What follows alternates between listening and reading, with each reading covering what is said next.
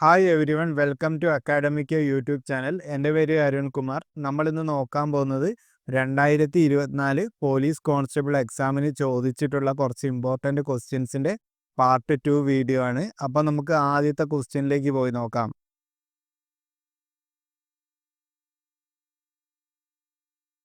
ആദ്യത്തെ ക്വസ്റ്റ്യൻ കൊടുത്തിരിക്കുന്നത് ഇങ്ങനെയാണ്: ഒരു യാത്രയിൽ കാർ ആദ്യത്തെ 3 മണിക്കൂർ സമയം 40 കിലോമീറ്റർ പെർ മണിക്കൂർ വേഗതയിലും ശേഷിക്കുന്ന 5 മണിക്കൂർ സമയം 48 കിലോമീറ്റർ പെർ മണിക്കൂർ വേഗതയിലും സഞ്ചരിച്ചാൽ കാറിൻ്റെ ശരാശരി വേഗത എത്ര?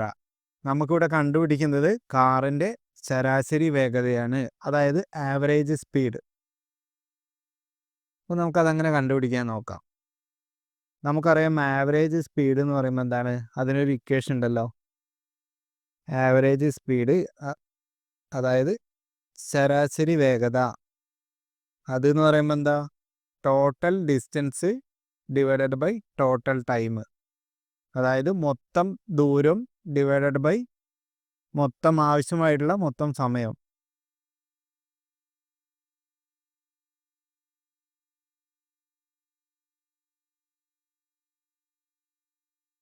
Total distance divided by total time. അപ്പോൾ നമുക്കിവിടെ ഡിസ്റ്റൻസ് തന്നിട്ടില്ല, ടൈം തന്നിട്ടുണ്ടല്ലോ. അതായത് ആദ്യത്തെ 3 മണിക്കൂറും പിന്നെ ശേഷിക്കുന്ന 5 മണിക്കൂറും. ടോട്ടൽ ടൈം എത്രയാണ്? 3 + 5 8 വരും ടോട്ടൽ ടൈം. അത് നമുക്ക് എഴുതാം ഡയറക്റ്റ്, 8 മണിക്കൂർ. പിന്നെ ഡിസ്റ്റൻസ് തന്നിട്ടില്ല, പക്ഷെ ഇവിടെ നമുക്ക് എന്ത് തന്നിട്ടുണ്ട്? ആദ്യത്തെ 3 മണിക്കൂർ സഞ്ചരിച്ച വേഗത എത്രയാണ്? 40 കിലോമീറ്റർ പെർ മണിക്കൂർ. അപ്പോൾ നമുക്ക് അത് വെച്ചിട്ട് എന്ത് കണ്ടുപിടിക്കാം? ഡിസ്റ്റൻസ് കണ്ടുപിടിക്കാമല്ലോ. അതായത് നമുക്ക് സ്പീഡ് അറിയാം. സ്പീഡിൻ്റെ ഇക്വേഷൻ എന്താ? Speed is equal to distance divided by time എന്നാണ് സ്പീഡിൻ്റെ ഇക്വേഷൻ. അപ്പം അതിൽ നിന്ന് ഡിസ്റ്റൻസ് കണ്ടുപിടിക്കാമല്ലോ. ഡിസ്റ്റൻസ് എത്ര വരിക? സ്പീഡിൻ്റെ ടൈം.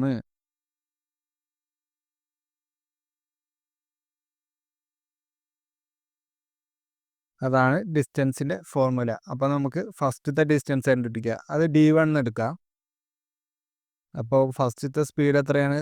40 കിലോമീറ്റർ പെർ മണിക്കൂർ ഇൻറ്റു എത്രയാണ്? ടൈം എത്രയാണ്? 3. അപ്പം 3 × 4 = 120 കിലോമീറ്റർ അല്ലേ വരിക?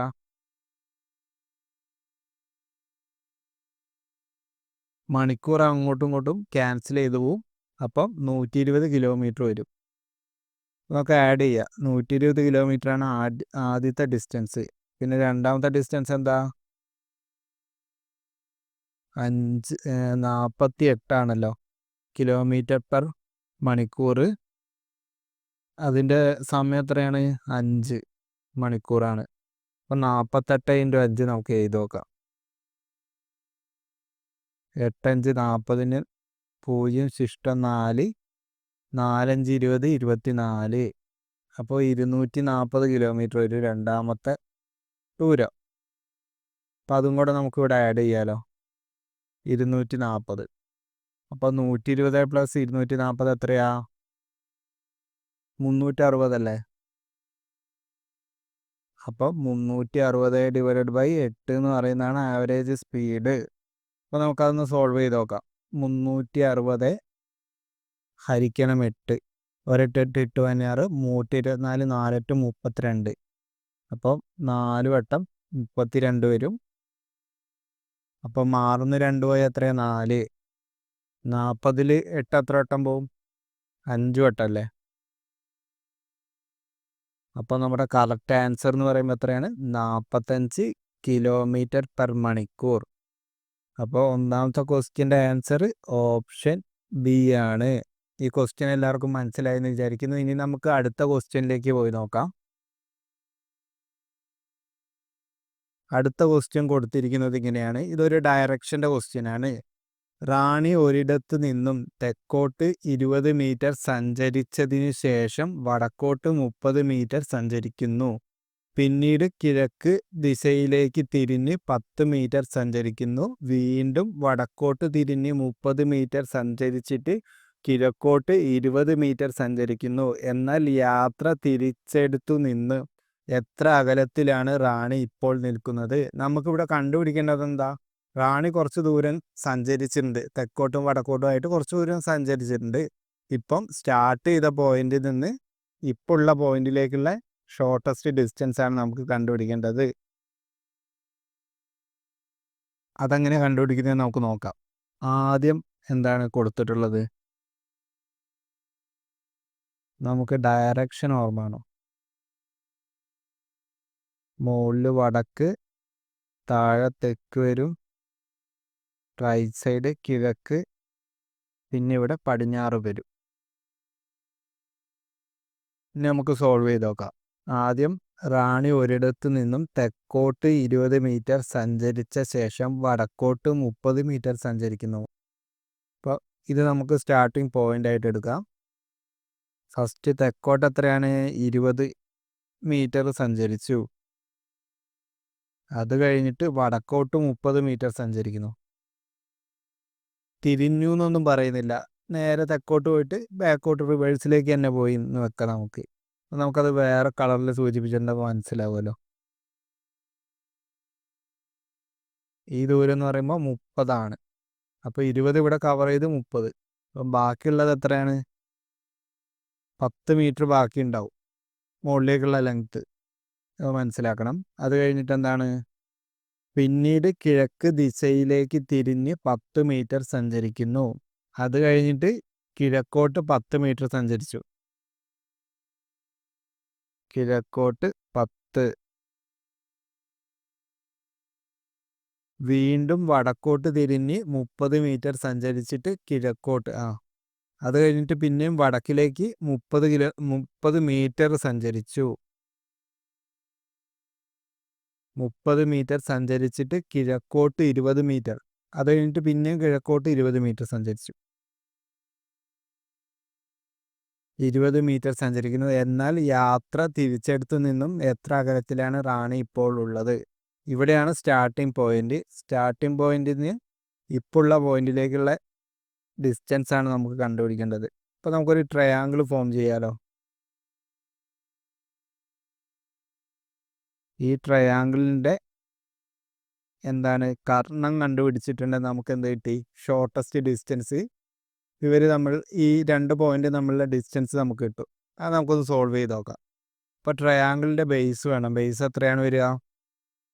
ഫസ്റ്റ് കിഴക്കോട്ട് എത്രയാണ്? 10 സഞ്ചരിച്ചു. പിന്നെ കിഴക്കോട്ട് 20 മീറ്റർ സഞ്ചരിച്ചു. അപ്പോൾ മൊത്തം എത്രയാണ്?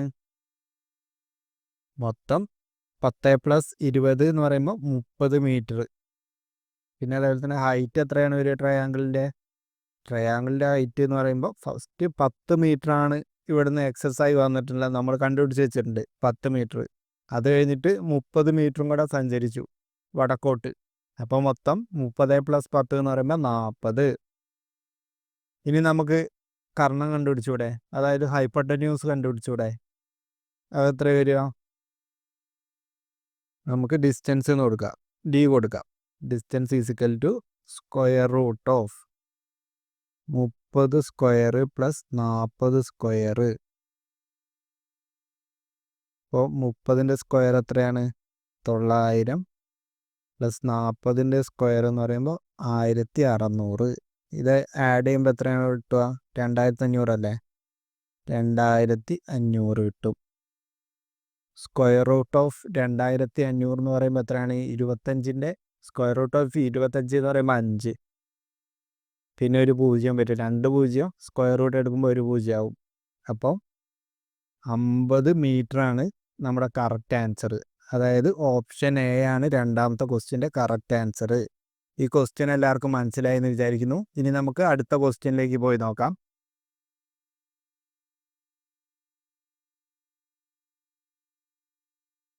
അടുത്തൊരു ക്ലോക്കിൻ്റെ പ്രോബ്ലമാണ്. ഇതെങ്ങനെ സോൾവ് ചെയ്യാൻ നമുക്ക് നോക്കാം.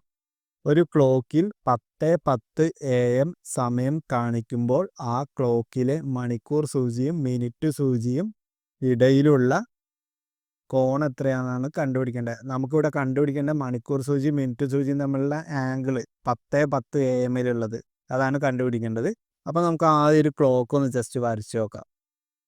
എന്നാലേ നമുക്ക് സോൾവ് ചെയ്യാൻ എളുപ്പത്തിൽ പറ്റുള്ളൂ.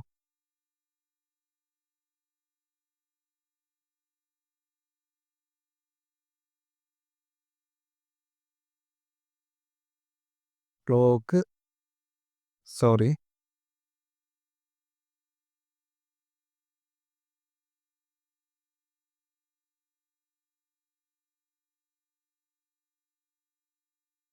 ക്ലോക്കിൻ്റെ പ്രോബ്ലം ചെയ്യുമ്പോൾ നമ്മൾ ആദ്യം എന്ത് ചെയ്യണം? ക്ലോക്ക് വരയ്ക്കുന്നത് നന്നായിരിക്കും. എന്നാലും നമുക്ക് കറക്റ്റ് ആൻസർ ചെയ്യാൻ പറ്റുള്ളൂ. ജസ്റ്റ് റഫായിട്ടൊന്ന് വരച്ചാൽ മതി. 12, 1, 2, 3, 4, 5, 6, 7, 8, 9, 10, 11. അപ്പോൾ നമുക്ക് 10:10 AM ആണ്. അപ്പോൾ നമുക്ക് 10 മണിക്ക് എങ്ങനെയാണ് ക്ലോക്കിൽ സൂചി ഉണ്ടാവുക എന്ന് നമുക്കൊന്ന് വരച്ച് നോക്കാം. 10 മണിക്ക് എന്ന് പറയുമ്പോൾ അതായത് മണിക്കൂർ സൂചി 10ലും ഉണ്ടാവും, മിനിറ്റ് സൂചി എവിടെ ഉണ്ടാവും? 12ലല്ലേ ഉണ്ടാവുക. അത് കഴിഞ്ഞിട്ട് മൂവ് ചെയ്തു കുറച്ച്, അതായത് മണിക്കൂർ സൂചി കുറച്ച് ഇങ്ങോട്ട് മൂവ് ചെയ്തു. അതേപോലെ തന്നെ മിനിറ്റ് സൂചി എവിടെ എത്തി? 10ലെത്തിയല്ലോ. 10:10 അതായത് 2ൻ്റെ അവിടെ എത്തി. നമുക്കിവിടെ കണ്ടുപിടിക്കേണ്ട ആംഗിൾ എത്രയാണ്? ഈ നീല രണ്ടാമത് വന്നിട്ടുള്ള ആംഗിളാണ് കണ്ടുപിടിക്കേണ്ടത്. പക്ഷെ ഇത് കണ്ടുപിടിക്കാൻ ഈ മണിക്കൂർ സൂചി എത്രയാണ് ഇങ്ങോട്ട് മൂവ് ചെയ്തതെന്ന് നമുക്കറിയില്ല. അപ്പം നമുക്ക് എളുപ്പത്തിൽ 10 മണീൻ്റെ ആംഗിളും കണ്ടുപിടിക്കുക, അതായത് ഈ 2 ഓറഞ്ചിൻ്റെ ആംഗിളും കണ്ടുപിടിക്കുക. അതേപോലെ തന്നെ ഓറഞ്ച് കഴിഞ്ഞിട്ട് ഇങ്ങോട്ട് നീലയിലേക്കുള്ള ആംഗിൾ നമുക്ക് കിട്ടും. അതൊന്ന് കണ്ടുപിടിച്ച് നോക്കാം. അതായത് ഓരോ മണിക്കൂറിലും 10 to 11 എന്ന് പറയുമ്പോൾ എത്ര ഡിഗ്രി വരും? 30 ഡിഗ്രി വരുമല്ലോ. അതേപോലെ തന്നെ 11 to 12 എന്ന് പറയുമ്പോഴും 30 ഡിഗ്രി. ഇപ്പോൾ ഓറഞ്ചിനെ നമ്മൾ കംപ്ലീറ്റ് ചെയ്തു. അത് കഴിഞ്ഞിട്ട് 12 to 1 നമ്മൾ ഇനി നീലയിലേക്കുള്ള ആംഗിളാണ് കണ്ടുപിടിക്കുന്നത്. അതെത്രയാണ്? 30 ഡിഗ്രി തന്നെ വരും. പിന്നെ 1 to 2 30 ഡിഗ്രി. അപ്പോൾ ടോട്ടൽ എത്രയായി? 120 ഡിഗ്രി ആയല്ലോ. അതാണ് ഇങ്ങേ തലേന്ന് ഈ ഓറഞ്ച് തൊട്ട് ഈ നീല വരെയുള്ള ആംഗിളാണ് നമ്മൾ കണ്ടുപിടിച്ചത്. പക്ഷെ നമുക്ക് എത്ര ആംഗിളാണ് ഇത് മൂവ് ചെയ്തതെന്ന് അറിയില്ല. ഏത് മണിക്കൂർ സൂചി മൂവ് ചെയ്തതെന്ന് അറിയില്ല. 10 മിനിറ്റ് സൂചി സഞ്ചരിച്ചപ്പോൾ അത് കണ്ടുപിടിക്കാൻ എന്ത് ചെയ്യണം?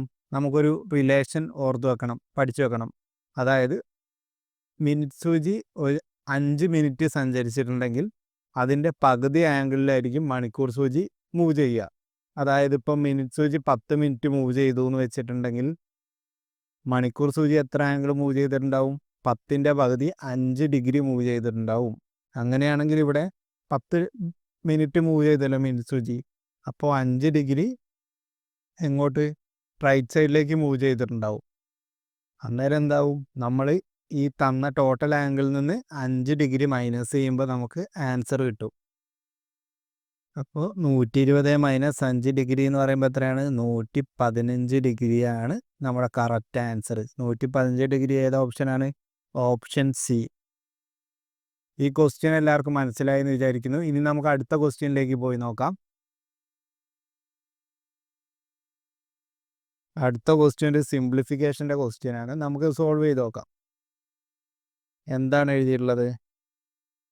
Square root of 10 into square root of 2 cube whole square into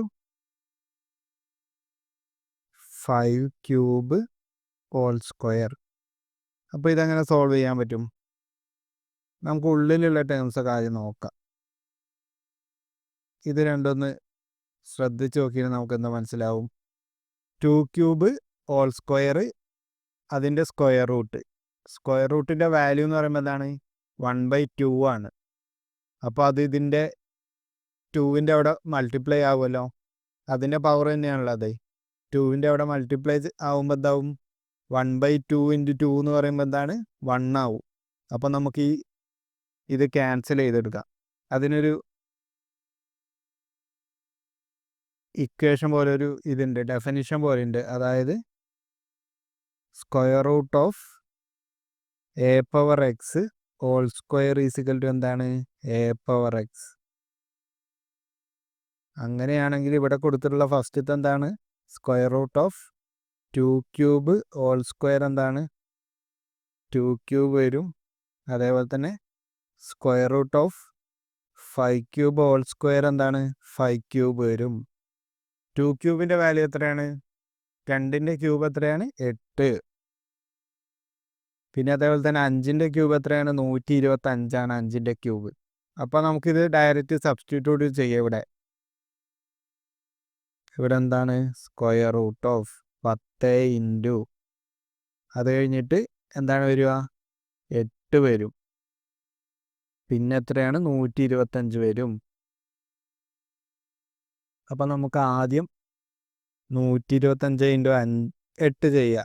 8 5 40 0 ശിഷ്ടം 4 2 8 എത്രയാണ്? 16. 16 പ്ലസ് 4 എന്ന് പറയുമ്പോൾ 20.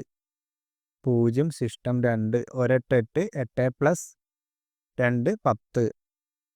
അപ്പോൾ നമുക്ക് 1000 കിട്ടി. പിന്നെ ഇവിടെ ഒരു 0 കൂടെ ഇല്ലേ?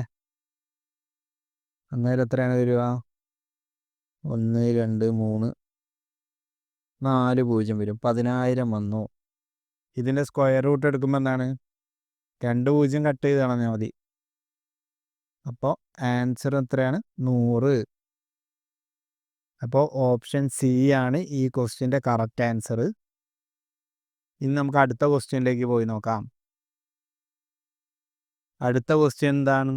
വർക്ക് ആൻഡ് ടൈമിൻ്റെ ഒരു പ്രോബ്ലമാണ്. ഇതെങ്ങനെയാണ് സോൾവ് ചെയ്യുന്നത് നമുക്ക് നോക്കാം. ഇവിടെ കൊടുത്തിരിക്കുന്നത് എന്താണ്? 4 പുരുഷന്മാരും 8 സ്ത്രീകളും ചേർന്ന് 10 ദിവസം കൊണ്ട് ഒരു ജോലി പൂർത്തിയാക്കുന്നു. അപ്പോൾ നമുക്കൊന്ന് ഇക്വേഷൻ പോലെ എഴുതാം. പുരുഷന്മാർക്ക് നമുക്ക് എന്ത് റെപ്രസെൻ്റ് ചെയ്യാം? എമ്മിനെ കൊണ്ട് റെപ്രസെൻ്റ് ചെയ്യാം. അതുപോലെ തന്നെ സ്ത്രീകൾ നമുക്ക് ഡബ്ല്യുവിനെ കൊണ്ട് റെപ്രസെൻ്റ് ചെയ്യാം. ഇനി നമുക്കതൊരു ഇക്വേഷൻ പോലെ ആക്കാം. അതായത് 4 പുരുഷന്മാർ 4m എന്ന് എഴുതാലോ, പ്ലസ് 8 സ്ത്രീകൾ 8w. അവർ ഒരു ദിവസം ചെയ്യുന്ന വർക്ക് 10 ദിവസം കൊണ്ട് 10 ദിവസം കൊണ്ട് അവർ വർക്ക് കംപ്ലീറ്റ് ചെയ്യും. അപ്പോൾ ഒരു ദിവസം ചെയ്യുന്ന വർക്ക് എത്രയാണ്? 1/10 ആയിരിക്കും. നമ്മൾ വർക്കിലേക്ക് മാറ്റണത്. പിന്നെ അതേപോലെ തന്നെ രണ്ടാമത്തെ കണ്ടീഷൻ എന്താണ്? എന്താണ് പറഞ്ഞിട്ടുള്ളത്? അതേ ജോലി പൂർത്തിയാക്കാൻ 3 പുരുഷന്മാരും 7 സ്ത്രീകളും കൂടി 12 ദിവസം വേണ്ടിവരും. നമുക്കത് എഴുതാം. 3 പുരുഷന്മാർ 3m പ്ലസ് 7 സ്ത്രീകൾ 7w ഈസിക്കൽ ടു എത്രയാണ് വരിക? 1/12. അങ്ങനെയാണെങ്കിൽ നമുക്ക് ഇവിടെ എന്താ കണ്ടുപിടിക്കേണ്ടത്? 8 പുരുഷന്മാർ എത്ര ദിവസം കൊണ്ട് ആ ജോലി പൂർത്തിയാക്കും? അപ്പം നമുക്ക് ആദ്യം എമ്മിൻ്റെ വാല്യൂ കണ്ടുപിടിക്കണം. അതായത് പുരുഷന്മാരുടെ വാല്യൂ കണ്ടുപിടിച്ചിട്ട് ഒരാൾ എടുക്കുന്ന ദിവസം എത്രയാണെന്ന് കണ്ടുപിടിച്ചിട്ട് 8നെ കൊണ്ട് മൾട്ടിപ്ലൈ ചെയ്താൽ മതി. അപ്പോൾ അത് നമുക്കൊന്ന് സോൾവ് ചെയ്ത് നോക്കാം. ഈ 2 ഇക്വേഷനും സോൾവ് ചെയ്യണം. അപ്പോൾ നമുക്ക് എമ്മിൻ്റെ വാല്യൂ ആവശ്യമുണ്ട്. അപ്പോൾ എം നമുക്ക് ഈക്വൽ ആക്കണ്ട, നമുക്ക് ഈ ഡബ്ല്യു ഈക്വൽ ആക്കിയാൽ മതി. അതിനെന്ത് ചെയ്യാം? ഫസ്റ്റത്തെ ഇക്വേഷൻ്റെ കൂടെ 7 മൾട്ടിപ്ലൈ ചെയ്യുക. അതേപോലെ തന്നെ രണ്ടാമത്തെ ഇക്വേഷൻ്റെ കൂടെ 8 മൾട്ടിപ്ലൈ ചെയ്യുക. അപ്പോൾ നമുക്ക് മൾട്ടിപ്ലൈ ചെയ്തിട്ട് എങ്ങനെ വരും? 1 7 7 14 3 21 4 28. അപ്പോൾ 28m വരും. പിന്നെ അതേപോലെ തന്നെ 56w വരും. 7/10 വരും. പിന്നെ അതേപോലെ തന്നെ രണ്ടാമത്തെ ഇക്വേഷൻ എന്താവും? 24m വരും. 56w വരും. 8/12 ആവുമല്ലോ അത്. നമുക്കിത് രണ്ടും കൂടെ സബ്സ്ട്രാക്ട് ചെയ്യാം. സബ്സ്ട്രാക്ട് ചെയ്യുമ്പോൾ എന്താണ്? 28 24 പോയിട്ടുണ്ടെങ്കിൽ 4m. 56 56 മൈനസ് ചെയ്താൽ 0. പിന്നെ അതേപോലെ അത് കഴിഞ്ഞിട്ട് 7/10 മൈനസ് 8/12 വരും. അപ്പോൾ നമുക്ക് ഈ രണ്ടാമത്തെ ഫ്രാക്ഷൻ ചെറുതാക്കാലോ. 8ൻ്റെ പകുതി എത്രയാണ്? 4. 12ൻ്റെ പകുതി എത്രയാണ്? 6. 4ൻ്റെ പകുതി എത്രയാണ്? 2. അതേപോലെ തന്നെ 6ൻ്റെ പകുതി എത്രയാണ്? 3. അപ്പോൾ നമുക്ക് അതൊന്ന് എടുത്ത് എഴുതി നോക്കാം. 4m = 7/10 - 2/3. അപ്പം നമുക്കിത് എൽസിയം എത്രയാണ്? 30 എടുക്കാമല്ലോ. അന്നേരം നമ്മളിവിടെ എന്ത് ചെയ്യുക? രണ്ടാമത്തെ ഫ്രാക്ഷൻ്റെ അവിടെ 10നെ കൊണ്ട് മൾട്ടിപ്ലൈ ചെയ്യുക. ഒന്നാമത്തേൻ്റെ അവിടെ എന്താണ്? 3നെ കൊണ്ട് മൾട്ടിപ്ലൈ ചെയ്യുക. അന്നേരം എന്തായി? 3 7 21 അല്ലേ. പിന്നെ അതേപോലെ തന്നെ 2 × 10 20, അടിയിൽ 30. അപ്പോൾ 4m എത്രയാണ്? 1/38. അതായത് 4 പേര് 30 ദിവസം കൊണ്ട് വർക്ക് കംപ്ലീറ്റ് ചെയ്യും. നമുക്ക് ഒരാളുടെ വർക്ക് ഒന്ന് കണ്ടുപിടിച്ച് നോക്കാം. ഒരാളുടെ വർക്ക് എത്ര വരിക? 120 ദിവസം കൊണ്ടാണ് ഒരാൾ ആ വർക്ക് കംപ്ലീറ്റ് ചെയ്യുക. അതായത് 3 4 12 120. അപ്പോൾ ഇവിടെ നമുക്ക് 8 പുരുഷന്മാർ എത്ര ദിവസം കൊണ്ട് കംപ്ലീറ്റ് ചെയ്യുമെന്നാണ് കണ്ടുപിടിക്കേണ്ടത്. അന്നേരം ഒരാളുടെ വർക്കിൽ നിന്ന് 8 മൾട്ടിപ്ലൈ ചെയ്താൽ മതി. അന്നേരം എത്ര വരിക? 8ൻ്റെ പകുതി 4. 120ൻ്റെ പകുതി എത്രയാണ്? 60. പിന്നെ അതേപോലെ തന്നെ 4ൻ്റെ പകുതി എത്രയാണ്? 2. 60ൻ്റെ പകുതി 30. 2ൻ്റെ പകുതി എത്രയാണ്? 1. 30ൻ്റെ പകുതി എത്രയാണ്? 15. അപ്പോൾ 15 ദിവസം കൊണ്ട് 8 പുരുഷന്മാർ ഈ വർക്ക് കംപ്ലീറ്റ് ചെയ്യും. അപ്പോൾ അഞ്ചാമത്തെ ക്വസ്റ്റ്യൻ്റെ ആൻസർ എന്ന് പറയുമ്പോൾ എത്രയാണ്? 15 ദിവസം. Option B. ഈ ക്വസ്റ്റ്യൻ എല്ലാവർക്കും മനസ്സിലായി എന്ന് വിചാരിക്കുന്നു.